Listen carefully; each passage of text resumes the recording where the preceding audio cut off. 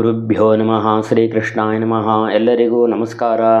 ಬರುವ 19ನೇ ತಾರೀಕು ಗುರುವಾರ ಸಂವತ್ಸರಾರಂಭ, ಪರಾಭವ ಎಂಬತಕ್ಕಂಥ ಹೆಸರುಳ್ಳ ಸಂವತ್ಸರ, ವರ್ಷ ಆರಂಭ. ಅದಕ್ಕೆ ಯುಗಾದಿ ಅಂತ ಒಂದು ಹೆಸರು ಹೇಳ್ತಾರೆ.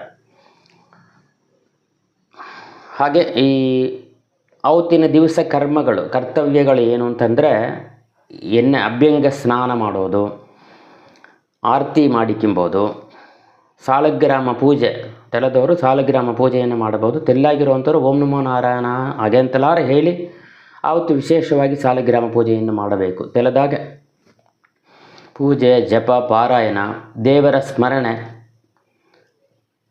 ದೊಡ್ಡವರು ನಮಸ್ಕಾರ, ಮನೆಯಲ್ಲಿ ದೊಡ್ಡವರು ಇದ್ದರು ಅಂದರೆ ಅವರಿಗೆ ನಮಸ್ಕಾರ ಮಾಡೋದು, ಇದೆಲ್ಲ ಮಾಡಿ ವಿಶೇಷವಾಗಿ ಹರಿವಾಯು ಗುರುಗಳ ಅನುಗ್ರಹಕ್ಕೆ ಪಾತ್ರರಾಗಬೇಕು. ಮತ್ತು ಅವತ್ತು ಪಂಚಾಂಗ ಶ್ರವಣ ಅಂತ ಹಾಕಿರೋರು. ಅಂದರೆ ಪಂಚಾಂಗ ಶ್ರವಣ ದಿನಾಗಲೂ ನಾವು ಎಲ್ಲದಕ್ಕೂ ಸಂಕಲ್ಪ ನಮಗೆ ಬರುತ್ತೆ.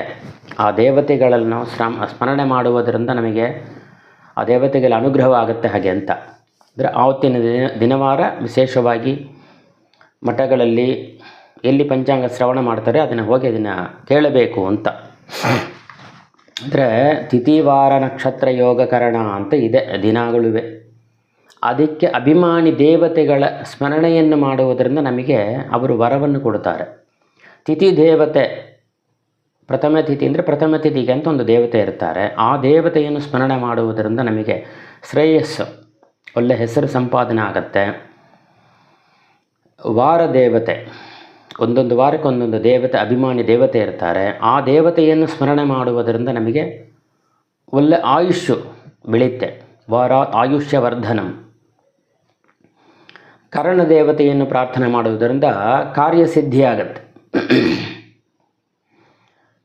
ನಕ್ಷತ್ರ ದೇವತೆಯನ್ನು ಪ್ರಾರ್ಥನೆ ಮಾಡುವುದರಿಂದ ಪಾಪಗಳು ಪರಿಹಾರ ಆಗುತ್ತೆ. ವರಾದ ಆಯುಷ್ಯವರ್ಧನಂ, ನಕ್ಷತ್ರಾತ್ ಹರತೆ ಪಾಪಂ, ಯೋಗಾತ್ ರೋಗ ನಿವಾರಣಂ.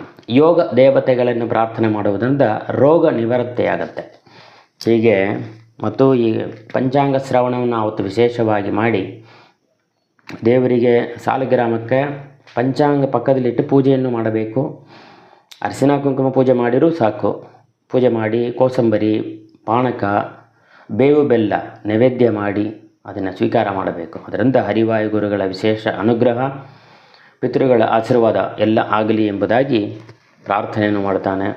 ಎಲ್ಲರಿಗೂ ಹೊಸ ವರ್ಷದ ಶುಭಾಶಯಗಳು, ಪರಾಭವನಾಮ ಸಂವತ್ಸರ ಶುಭಾಶಯಗಳು. ಹರಿವಾಯು ಗುರುಗಳು ಎಲ್ಲರಿಗೂ ಅನುಗ್ರಹ ಮಾಡಲಿ.